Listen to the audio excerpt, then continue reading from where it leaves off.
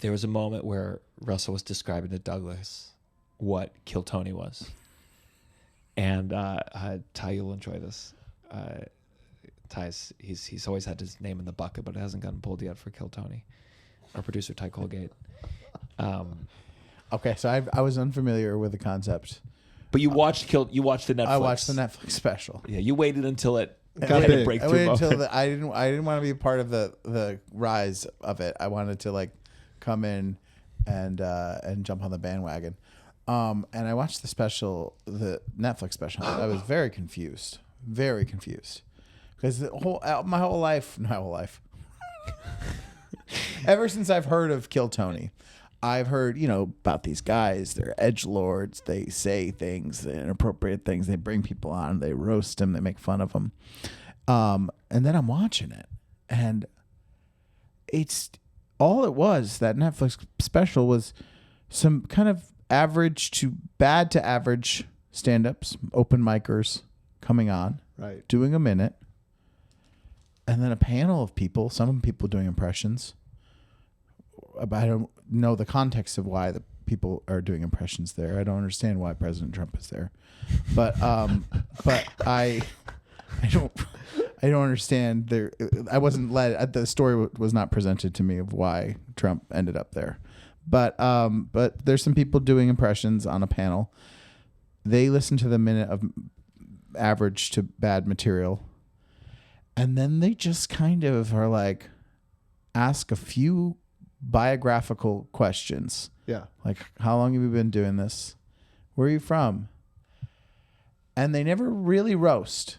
And they never really say anything technically mean. Sometimes it's quite nice. They go, wow, that minute was amazing. But the worst of it was that sometimes it's a sad person who has a sad background, and it's kind of hard to watch. And they're asking questions. And I think what was frustrating is then they weren't roasting.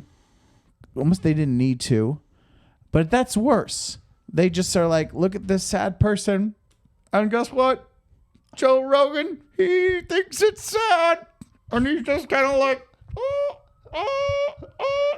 not even willing to say anything, not even willing to go out of the way.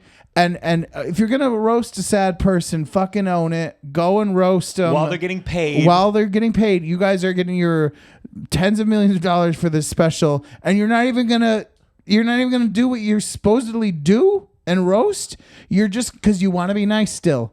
You want to be saying, "Oh, technically we didn't do anything bad. We were good boys. We didn't do anything wrong." And Douglas asked, he said, "Do you think Netflix censored them?" And I said, "No. No. I just think that's what this has become. Yeah, it's a regular episode, really. They're kind of friends now. Yeah. And you don't want to be too mean. But it was confusing because I didn't know what it is. I thought that they were going to say mean things or humiliate them. Humiliate Simon's the been people, meaner on something. early seasons of American Idol. And it's just kind of a panel being like, some people didn't talk at all. I don't think Joe Rogan said a thing for 2.5 hours. No, he Also, makes faces. 2.5 hour special. Yeah. He's like, oh, can't believe they said it. And the thing he can't believe is like, they lost their mom. Yeah. When they were a baby. Yeah. But then everyone's like, we should make a joke here, but we're not gonna. Like, it's like, what is this? What am I watching here? I like Why are the impressions? Where do they come from? It's like Adam Ray is like known for this like Biden impression. I don't know who was a Trump guy, right? Shane Gillis. Oh, Shane Gillis. Okay. Shane Gillis. They started with they had guests, and then it evolved into I think Adam Ray blew up with Dr. Phil. So like, let's try this. Let's have a character on. Yeah, you're theater guys. You should get this. Yeah, I guess I didn't know because it's clearly something that a forum. But characters, clearly an art form that has been in existence for years that I didn't have the background for. So I was just like, oh, what is this? And I'm trying to get a sense of it. I like to where it's like, it's not even that edge. That's where it's like, it's lost whatever edge it had. Other than saying the R word. I was prepared for like tons of slurs and like all sorts of you get more slurs on an average episode of The Downside. You're also getting like Coca-Cola like post 50s. You know what I mean? Like you're not getting Yeah. like I think if you looked at earlier episodes, there's definitely some like wild stuff being said. Now it's much more sanitized. And But why do you think that is? Wait, Ty, do we have a camera on you? No. Next time we should get this camera on you. We'll flip this. Why it got like sanitized? Yeah. I think just like bigger money went into it. I think they have like ads now. I'm sure sponsor pressureship, and also I don't think it's I think it's filling. I mean, listen, you can disagree with me. I think it's filling time.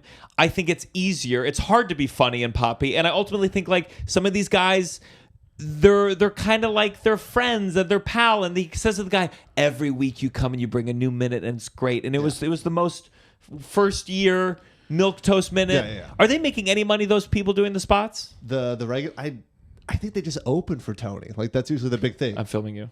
Nice. I think they just open for Tony. That's it. So I think it's just spots. But maybe that show has to make money, so I think they are making something. I really want Russell's intellectual dissertation on more like bro-y things. Yeah. Like I'd like to watch you watch the Talladega 500 and like you tell me about it. Just going around in circles.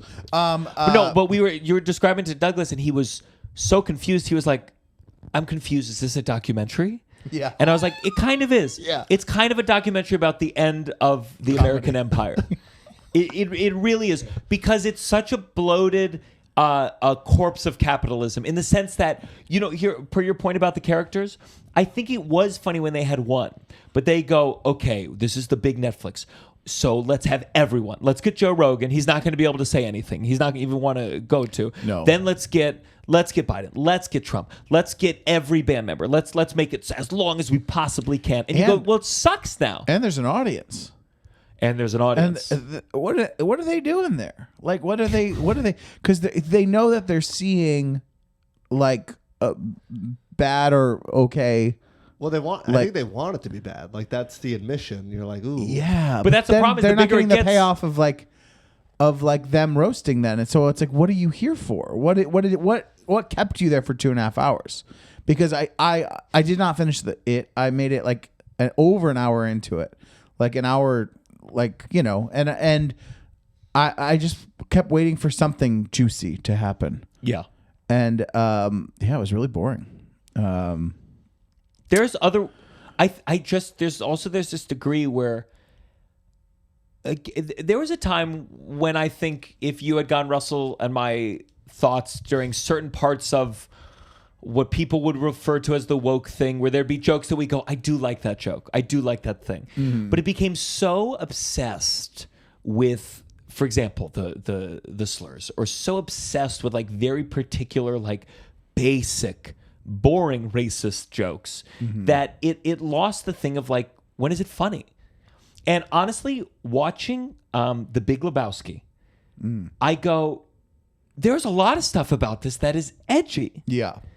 And by the way, Shane Gillis's sketch series, like the OnlyFans dad, I go, this is edgy. Very and it's funny. Yeah. And it's like, oh my God. Totally. But it becomes isolated. And frankly, some mediocre comedians get elevated to this point where you see the lack of substance and the lack of edginess. And then they get the bigger deal and they kind of soften a little, get a little nicer. And then there's nothing there per your confusion. And you look at The Big Lebowski, there's a comedic scene that, like, the John Goodman's character, who's been established as this bulldozer of a man who's overly confident, sees a man in a wheelchair and goes, I know he's faking it.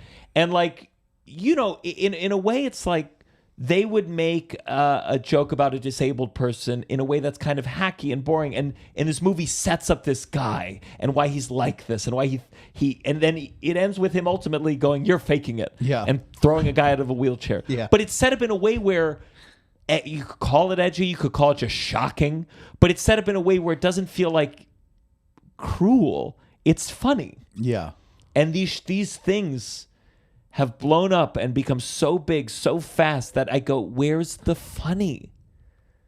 Where's the funny? Well, I'm excited to see the next one. I think you're sold. Well, we hope you get a tie. I know you've been. Yeah, I think a bucket pool. Was there a time that you wanted to do it though?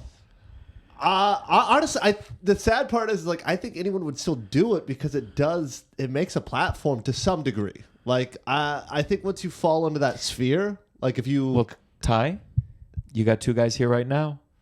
I got a timer. You ready to do a minute? And we'll kill Tony right now. Welcome to Are Kill. Are we gonna do it in the way that they would do it, or are we doing it in the way that we would do it? What's funnier? Because that's the important question. I think the way that they do it. Okay. Do you want to? I'll be Joe Rogan. Okay, Joe. Well, we have to be two people each. I'll be Tony Hinchcliffe, and this is from the little I know of him. Okay. You be Rogan and Trump, and I. Rogan and Trump. Rogan and Trump. You can switch. Double duty. Oh. And I'll be Tony. Okay, so you ready to do a minute, Ty? We do a real minute. Okay, sure. Like a kill Tony-esque minute. But like of your material. Sure. You can do the smoking stuff. I think that would work. Okay, yeah. Okay, ready and at 45 seconds I'm gonna do the meow that they do too. Okay, yeah. Okay, let's do it. and all right. Let's get this out of the way. I grew up in South Florida, so I know a thing or two, and that's about it. It's not a very smart place, right? Like you're not going to find like the cure for cancer down there, but if you hang out long enough, you'll find a lot of the causes for it, and you just don't know anybody who would go through. Like when I was a teenager, I used to smoke cigarettes as a teenager, and I did it for the same reasons that like every teenager does it. Like I want to like look cool and dangerous. But what I actually looked like was a really stressed out lesbian. And I know it wasn't like a smart kid because I would take my mom's cigarettes. And let me tell you, when she found out, she yelled at me so much, we both needed a smoke break. meow. But here's the thing. My parents were never together, so they weren't even like mad for the same reasons. Like my mom, she was mostly mad that I was stealing her cigarettes. But my dad, he was mad about the smoking because I was smoking Virginia Slims. He didn't like his only son smoking like lady cigarettes. And like that's a fair point, but here we are in 2025, and my dad now has a vape called Mango Berry Yum Yum. All right. Ty Colgate, like the toothpaste. Let me say, so that was amazing. Every week you come here, you bring it. Something new every time. Let me ask you, so your parents smoked? Mm-hmm. Yeah. Yeah. Big smokers. Big smokers. Yeah. Sure. Kept the family together as much as possible. Yeah. That can be dangerous. That can be dangerous.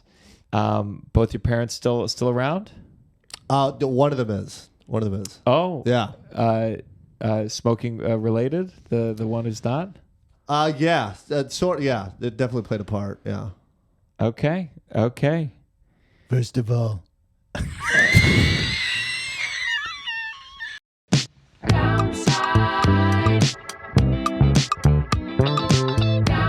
You're listening to The Downside The Downside. with Gianmarco Soresi.